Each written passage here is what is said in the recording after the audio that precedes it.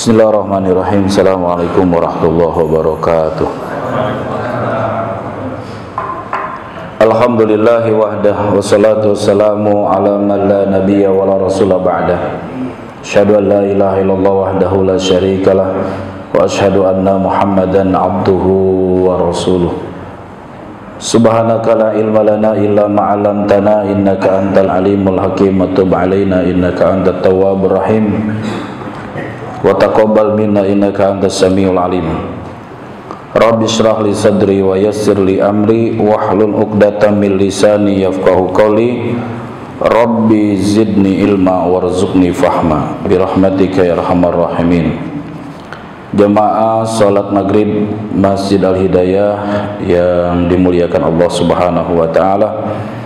Alhamdulillah, kita bersyukur Allah telah beri kekuatan pada kita untuk sama-sama salat maghrib berjamaah di masjid bersama imam. Dikerjakan awal waktu, mudah-mudahan salat kita diterima oleh Allah Subhanahu wa taala.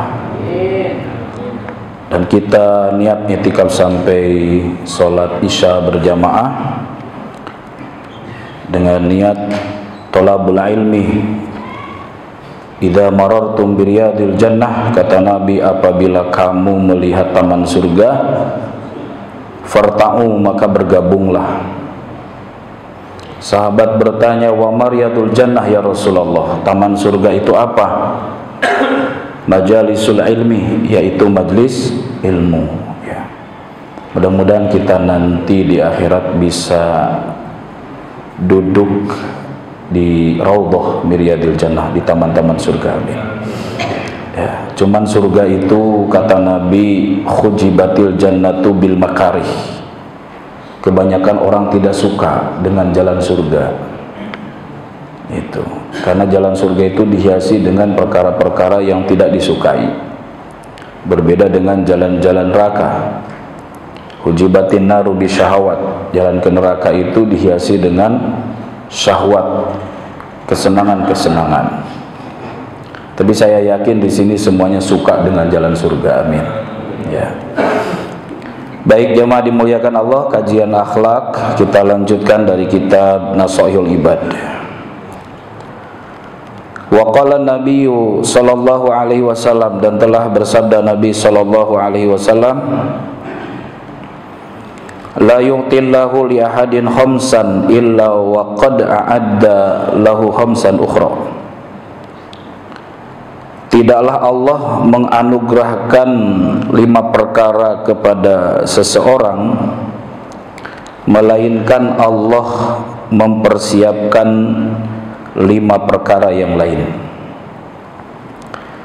Jadi barang siapa yang diberi kekuatan 5 perkara, maka Allah akan menyediakan 5 perkara. La yu'tihi syukra, tidaklah Allah memberi kekuatan bersyukur, illa waqad a'adda lahu ziyadah, melainkan Allah sudah mempersiapkan tambahan nikmat. Tidaklah Allah memberi kekuatan bersyukur, melainkan Allah mempersiapkan tambahan nikmat. Kita bahas satu-satu ya, takutnya keburu. Jemaah yang dimuliakan Allah Subhanahu wa taala, tidaklah seseorang mendapat kekuatan 5 perkara, melainkan Allah akan menyediakan 5 perkara. Yang pertama, tidaklah seseorang diberi kekuatan syukur, melainkan Allah menyiapkan tambahan nikmat. Ini semakna dengan surah Ibrahim ayat 7. A'udzubillahi minasyaitonir rajim. La in syakartum la azidannakum wa la in kafartum inna adzabi lasyadid. Kita terjemahkan lain. Lain itu la. Kalau la pendek itu artinya sungguh, disebut lam taukid. Lain, sungguh jika kamu, lain syakartum, sungguh jika kalian bersyukur, la azidannakum. Ini fi'il mudhari ya, kata kerja kontinu dimasukin nun taukid dan lam taukid. Ini penegasannya ada dua, satu la, dua na, nun bertasydid. Jika kalian bersyukur, sungguh akan aku tambah nikmat kalian. Ini artinya pasti gitu. Padahal bagi Allah tidak perlu pakai taukid. Bagi Allah tidak perlu pakai nun taukid. Karena Allah tidak pernah mengingkari janjinya. Ya, berbeda dengan manusia, sering mengingkari janji. Innallaha la yukhliful mi'ad. Allah tidak pernah mengingkari janji. Tetapi karena Allah ingin menegaskan bahwa siapa yang bersyukur pasti ditambah nikmatnya itu. Artinya apa? Mustahil nikmatnya itu dikurangi.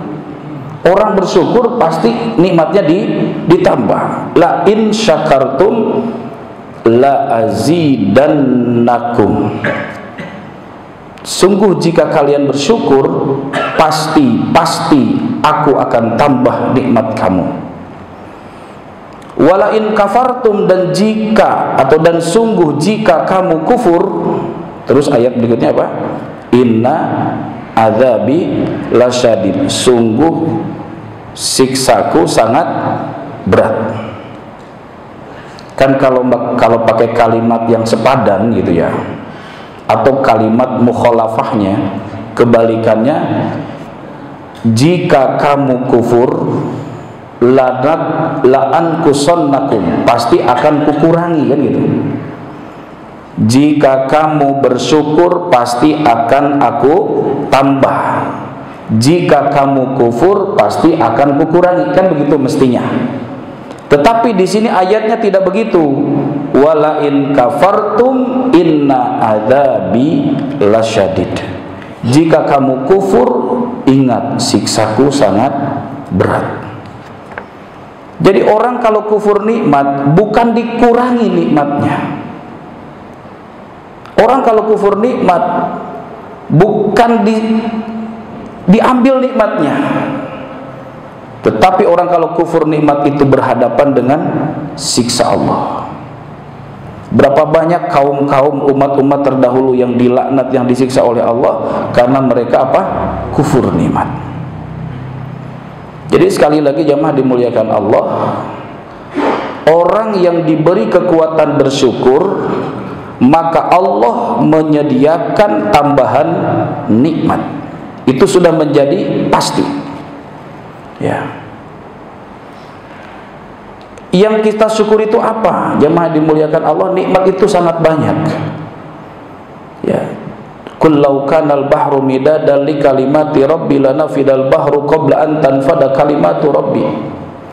Seandainya air lautan itu dijadikan tinta untuk mencatat seluruh nikmat-nikmat Allah, maka akan habis air lautan itu sebelum selesai mencatat nikmat Allah. Saking banyaknya nikmat Allah. Di dalam ayat yang lain, wa in ta'uddu nikmatallahi la tuhsuha. Jika kamu berusaha menghitung-hitung nikmat Allah, pasti tidak akan mampu menghitungnya. Secerdas apapun, setinggi apapun ilmu kita, pendidikan kita, tidak akan mampu menghitung nikmat Allah secara keseluruhan, secara rinci. Sebagus apapun teknologi, secanggih apapun teknologi, tidak akan mampu menghitung nikmat Allah. Jadi tugas kita apa? Bersyukur. Ya. Kalau digaris besarkan nikmat Allah itu 3, jamaah dimuliakan Allah. Nih. Kalau kita hitung secara garis besar, nikmat Allah itu 3. Pertama adalah nikmatul ijad. Apa itu nikmatul ijad? Nikmat dihidupkan atau nikmat diciptakan. Aujada yujidu ijadan. Nikmat hidup, ini nikmat yang luar biasa. Betul gak Pak? Seandainya kita dikasih emas sebesar gunung salak gitu kan, ya, terus hidup kita dicabut oleh Allah, nikmat gak? Nggak ada kenikmatannya, nggak ada gunanya. Kita tidak bisa menikmati apapun, ya, makanan tidak bisa kita nikmati, uang tidak bisa kita nikmati, rumah tidak akan bisa nikmati kalau nikmat hidup dicabut. Jadi hari ini kita hidup itu jauh lebih mahal daripada dunia dan seluruh isinya, ya, betul nggak? Alhamdulillah, ya. Jadi setiap hari kita diberi kesempatan oleh Allah untuk hidup, kita syukuri, ya. Berapa banyak yang hari ini mereka menangis sedih karena kehilangan keluarganya, karena nikmat hidupnya dicabut oleh Allah Subhanahu wa ta'ala. Nikmat hidup itu baru akan terasa nikmat kalau sudah mati, bukan sekarang. Kalau kita sekarang yang hidup dikasih nikmat hidup 1 hari, 1 minggu, 1 bulan, 1 tahun, 10 tahun, biasa aja. Tapi bagi orang yang sudah meninggal, itu nikmat hidup itu betapa mahalnya. Saking mahalnya nikmat hidup, orang-orang yang mati itu akan meminta kepada Allah, Rabbi laula akhartani ila ajalin qarib. Ya Allah, tolong berikan aku kesempatan sesaat saja, sebentar saja untuk hidup lagi ke dunia ini. Semua orang akan minta dihidupkan lagi ke dunia kalau sudah apa? Sudah mati. Terus mau ngapain? Pak as-saddaqa wa akum minas salihin. Kalau aku diberi kesempatan untuk hidup sebentar saja, aku akan banyak-banyak sedekah dan aku akan menjadi orang-orang yang baik, orang soleh. Itu penyesalan orang mati, ingin hidup lagi walaupun sesaat. Tetapi Allah jawab apa? Walai yuakhirallahu nafsan idza jaa ajaluha. Ini menggunakan kata lan. Apa itu lan? Dalam bahasa Arab itu adalah, adalam, adalan. Artinya sama-sama tidak. Ya, sama-sama tidak. La artinya tidak, lam artinya tidak, lan juga artinya tidak. Apa bedanya? Kalau pakai lam nun, lan, walayyu akhirallah, itu kalimatnya itu tidak akan pernah. Walayyu akhirallahu nafsan idza jaa ajaluha, tidak akan pernah Allah kasih kesempatan kalau sudah datang apa? Ajal. Ya. Jadi nilai hidup ini baru dirasakan oleh orang-orang yang sudah meninggal, orang-orang mati. Jadi jangan kita nunggu mati dulu baru tahu nikmat hidup gitu. Syukurilah hidup kita ini. Apa itu syukur? Nah ini seringkali makna syukuran ini disalah kaprahkan, ini disalahgunakan. Apakah syukuran itu ngondang artis dangdutan begitu? Apakah syukuran itu hura-hura? Ceritanya syukuran, tapi di dalam malah justru kufuran. Yang namanya syukur itu adalah tasarrufu ni'amillah fi sabili mardatillah, menggunakan nikmat-nikmat Allah di dalam perkara yang disukai oleh Allah. Itu yang namanya syukur. Kira-kira kita sekarang sehat, kita hidup, dipakai ngaji, dipakai sholat, dipakai dzikir, Allah senang nggak? Senang. Itu namanya syukuran. Jadi syukur itu adalah menggunakan kenikmatan Allah dalam perkara yang disukai, yang diridhoi oleh siapa? Oleh Allah. Inilah yang akan mengundang nikmat lebih baik dan lebih banyak. Ya. Jadi ada nikmatul ijad, nikmat hidup. Ini nikmat besar sekali. Jadi nikmat besar itu 3. 1 nikmat hidup, 2 nikmatul imdad. Apa itu imdad? Imdad itu adalah nikmat kelapangan. Sehat ini, ya, tubuh kita normal, dikasih rezeki, bisa makan, bisa minum, bisa tidur, bisa berjalan. Ini imdad namanya. Ya. Bapak-bapak, kadang kita suka melihat nikmat itu yang ada di luar. seolah-olah mobil itu lebih mahal, mobil itu bernilai, padahal yang paling mahal dalam diri kita itu tubuh kita, Pak. Yakin, Pak? Kata Nabi apa? Nikmatani magbunun fihi makatsirun minan nas as-sihhatu wal faragh. Dua nikmat yang sering dilalaikan manusia apa?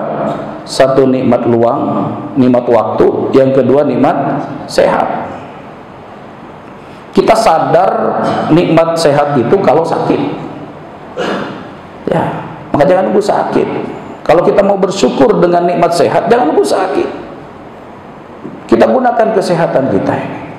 Coba Pak, perhatikan di rumah sakit, satu rumah sakit aja deh, nggak usah semua rumah sakit.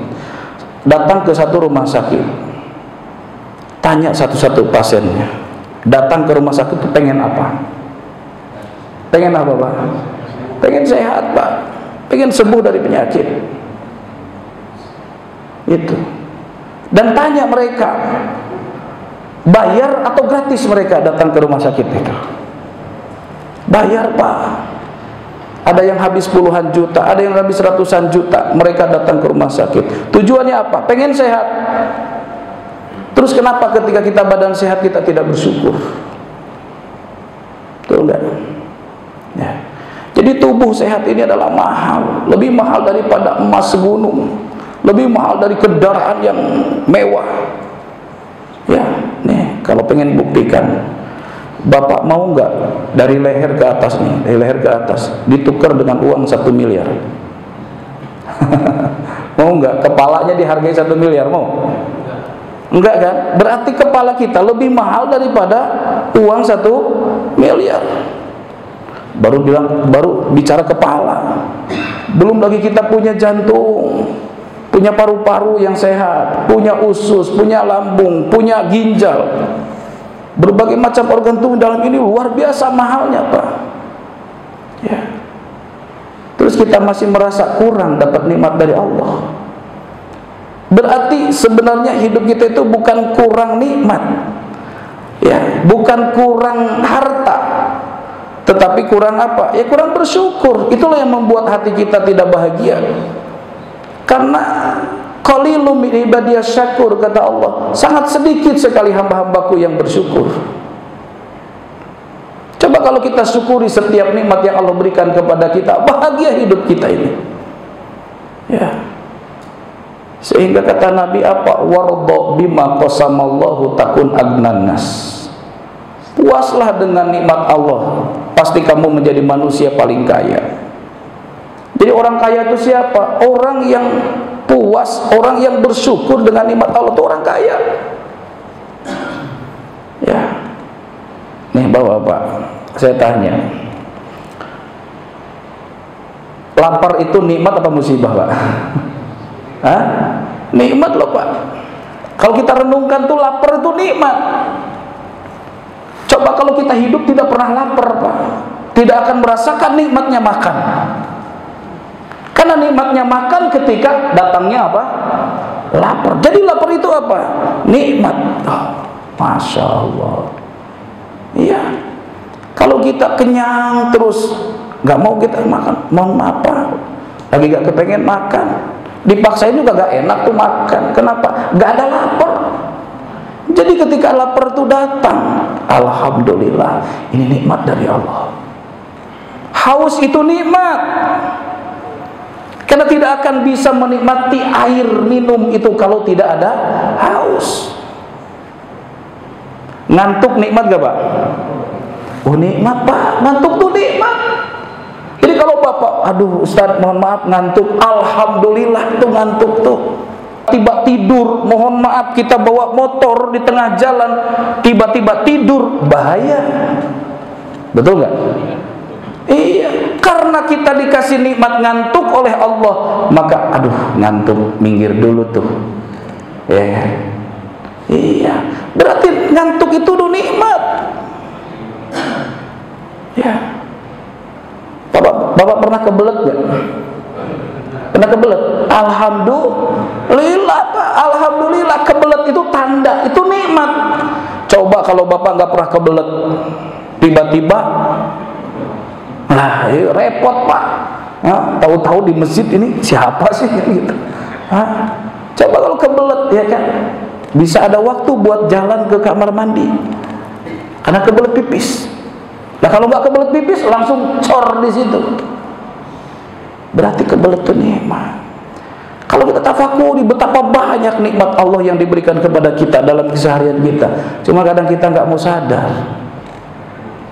Makanya kenapa kita itu selalu ditegur dengan kalimat fabi ayyi ala'i rabbikuma tukadziban. Ya, diulang-ulang supaya kita sadar. Maka ingat-ingat itu, padguru ala Allah, padguru ala Allah, ingat-ingat nikmat-nikmat Allah itu. Ya. Jadi kita ini dalam rangka menzikirkan, membicarakan nikmat-nikmat Allah supaya kita menjadi hamba Allah yang bersyukur. Itu. Jadi ada nikmatul ijad, nikmat dihidupkan. Ada nikmatul imdad, nikmat dilapangkan, lapang nih, sehat, ya, makan, minum, rumah, tidur dan sebagainya. Yang ketiga ada nikmatul iman. Nikmat iman ini nikmat besar, nikmat mahal, Pak. Jumlah manusia di dunia ini, di bumi ini sekarang kurang lebih ada 7 miliar. Percaya nggak? Hitung sendiri kalau nggak percaya. Kurang lebih, saya bilang apa? Kurang lebih penduduk dunia ada berapa? 7 miliar. Yang menganut agama Islam atau yang dapat hidayah iman Islam itu kurang lebih 1,5 miliar. Banyakan mana? Banyakan yang belum beriman. Masih ada sisa berapa? 5,5 miliar itu belum mendapatkan hidayah iman Islam. Berarti orang-orang yang mendapatkan nikmat iman, nikmat Islam ini orang-orang pilihan. Ya, betul kan? Makanya alhamdulillahilladzi an'ama alaina bi nikmatil imani wal Islam. Kita itu nggak sadar kenapa? Karena mayoritas, Pak, ya kan? Di kampung kita ini, di komplek kita ini, karena mayoritas nggak terasa nikmatnya iman, nikmatnya Islam itu nggak terasa. Masjid banyak, musola banyak, majlis taklim banyak, ustadz banyak, kiai banyak. Jadi nggak terasa nikmatnya iman itu, biasa aja. Tapi coba Bapak tinggal di satu negara yang minoritasnya Muslim, cari masjid susah, mau Jumatan nggak ada khotibnya, mau sholat berjamaah nggak ada imamnya. Itu terasa betapa mahalnya iman Islam itu. Nah kita itu bersyukur, ya, dikasih nikmat iman dan Islam. Nah jemaah dimuliakan Allah, siapa saja yang diberi kekuatan syukur, maka Allah akan siapkan apa? Tambahan nikmat. Ya. Yang kedua, wala yu'tihi du'a illa waqad a'adda lahul istijabah. Wala yu'tihi du'a, dan tidaklah Allah memberi kekuatan berdoa. Ya.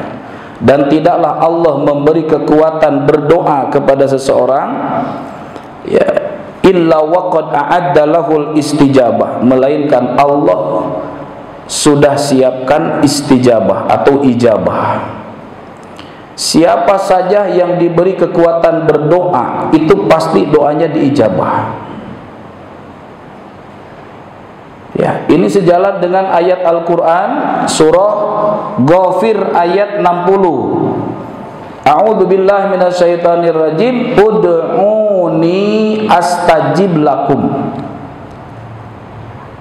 Ud'uni itu fi'il amar, da'a yad'u du'aan. Ud'u apa artinya?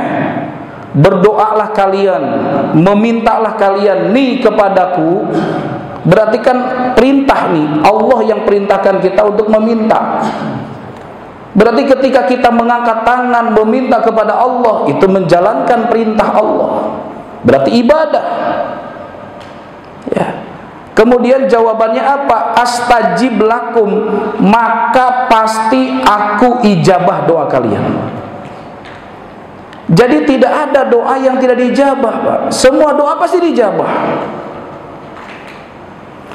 Kenapa kita itu kadang suka ragu dengan janji Allah itu? Padahal kan yang berfirman tadi Allah, ud'uni astajib lakum.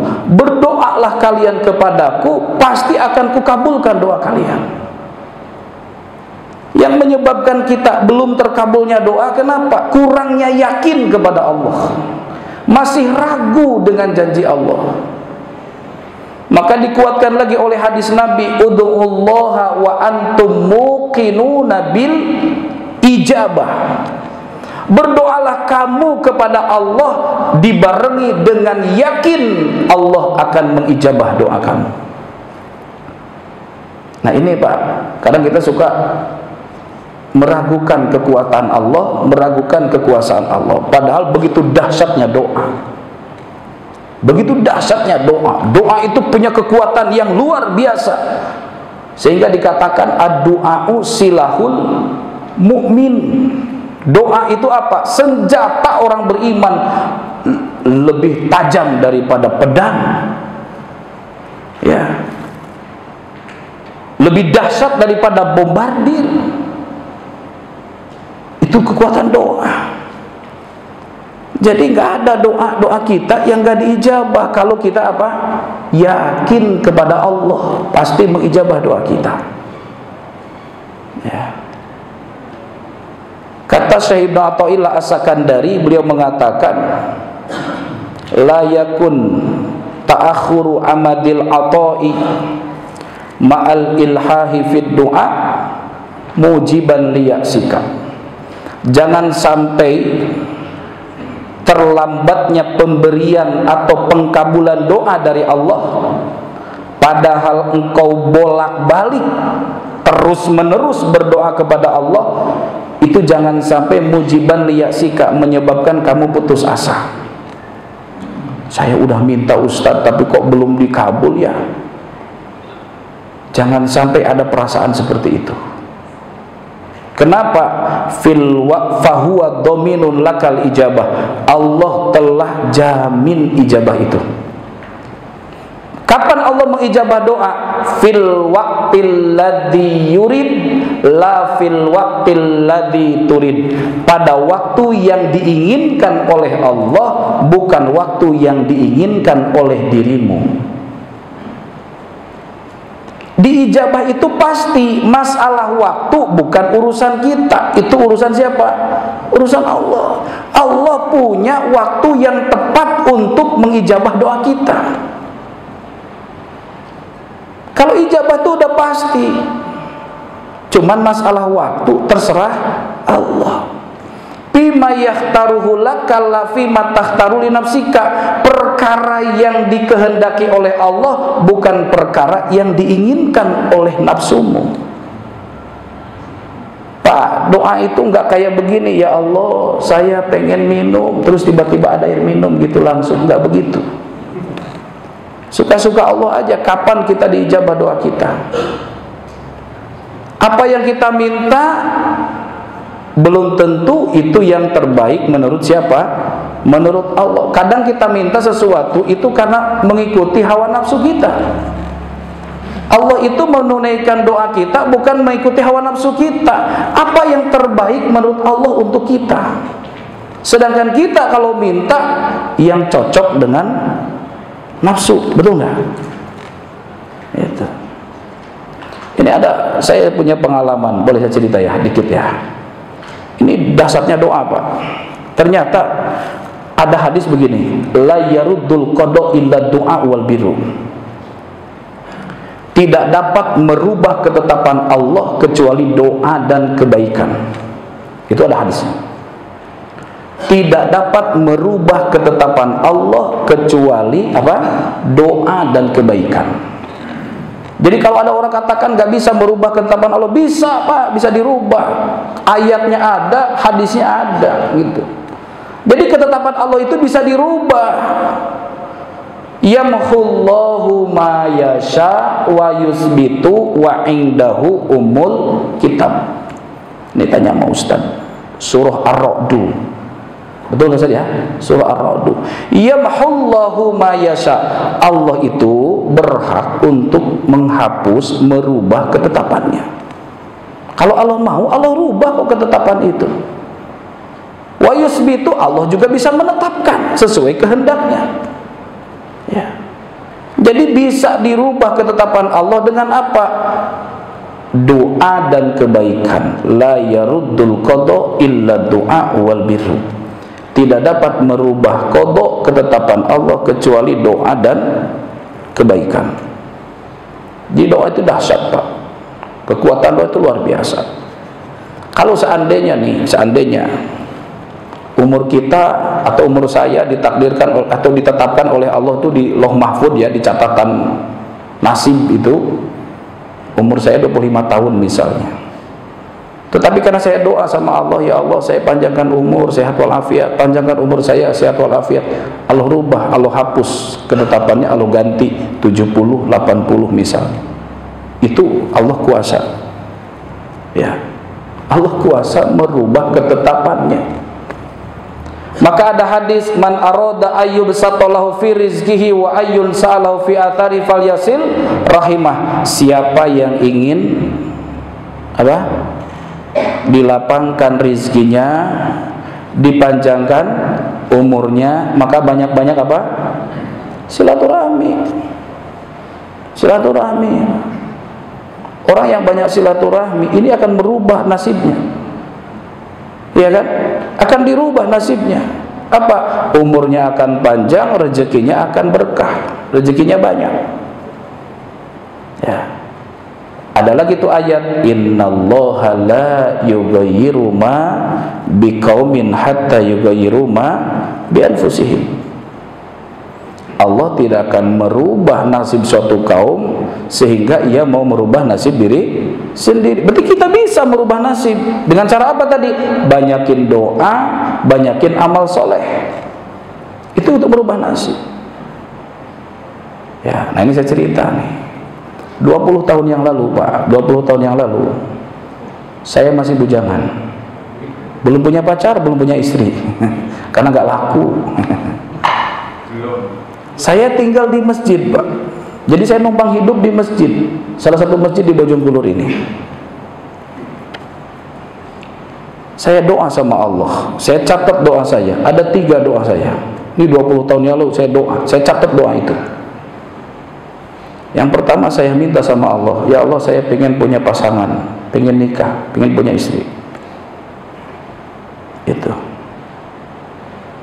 Yang kedua, saya berdoa kepada Allah, saya pengen ke tanah suci.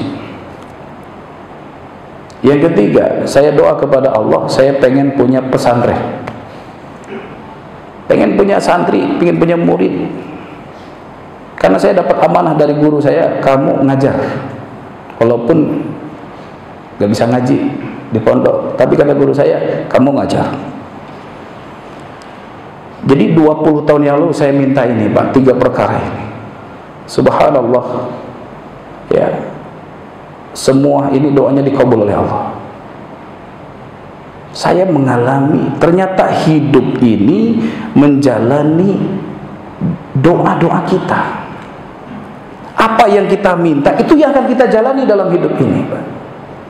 Ya, 2006 saya disuruh nikah sama guru saya. Kamu nikah, saya bilang saya nggak punya calon. Udah, kamu mau yang mana, pilih. Nah, ada santriwati ya banyak, suruh pilih gitu saya. Wow, enak kan itu ya. Daripada kita nyari kan susah itu ya. Nah, ini suruh milih, udah saya pilih aja yang bagus ya. Gitu ya. Masya Allah, nikah saya 2006. Dan ternyata kita mintanya istri, Allah tuh ngasihnya bukan istri aja, Pak, ngasih anak, iya kan? Dan perangkat-perangkatnya, Pak. Kalau saya tuh nggak punya uang, nggak punya biaya, nggak punya apa-apa, nggak punya rumah, tapi ternyata satu paket. Allah ngasih itu satu paket, Pak. Allah bukan hanya ngasih jodoh, bukan ngasih pasangan, tapi satu paket Allah kasih semua. Istrinya, biayanya, ya kan, rumahnya, keturunannya. Allah itu kalau ngasih lebih dari apa yang kita minta. Itu satu pengalaman saya tuh. Jadi saya tuh tambah yakin doa itu pasti dijawab. Kapan? Wallahu a'lam. Yang kedua, saya minta ke tanah suci, Pak. Padahal saya nggak nyebut haji, nggak nyebut umroh. Allah kasih dua-duanya, Pak. Ya, umroh saya dikasih, haji dikasih. Dan ternyata yang dikasih bukan untuk diri saya aja. Ternyata orang-orang dekat saya dikasih semua. Anak dikasih, istri dikasih, orang tua dikasih, mertua dikasih melalui saya. Alhamdulillah.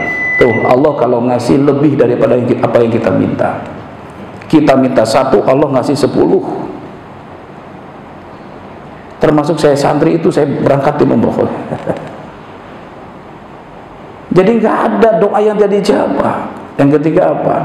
Saya pengen punya pondok. Alhamdulillah ada orang baik wakaf pesantren. Dan bukan hanya pesantrennya, Allah kirim santrinya. Allahu Akbar. Iya. Dan banyak doa-doa yang lain. Oleh karena jamaah dimuliakan Allah, jangan pelit-pelit kita berdoa, jangan sungkan-sungkan kita berdoa. Kenapa? Allahu yaghdabu in tarakta su'alahu wa bani adama in sa'altahu yaghdabu. Apa maknanya? Allah itu benci dengan orang yang malas doa. Allah paling tidak suka dengan manusia yang malas berdoa. Kenapa? Seolah-olah dia nggak butuh Allah. Seolah-olah dia hebat, seolah-olah dia kaya, seolah-olah dia pinter, seolah-olah dia kuat, sehingga tidak mau mengangkat tangan meminta kepada Allah. Itu manusia paling dibenci oleh Allah. Allahu yaghdabu in tarakta su'alahu. Allah benci dengan orang yang jarang minta, yang tidak suka meminta. Ya, nah kita tuh jangan berhenti minta itu, terus ma'al ilhahi fi du'a, terus menerus dalam berdoa. Wa bani adama in sa'altahu yaghdabu. Sebaliknya bani Adam, manusia, benci dengan orang yang suka minta. Betul nggak Pak? Iya. Kita tuh nggak suka dengan orang yang sering minta-minta ya. Ntar minta, besok WA minta lagi, lusa WA lagi, minta lagi.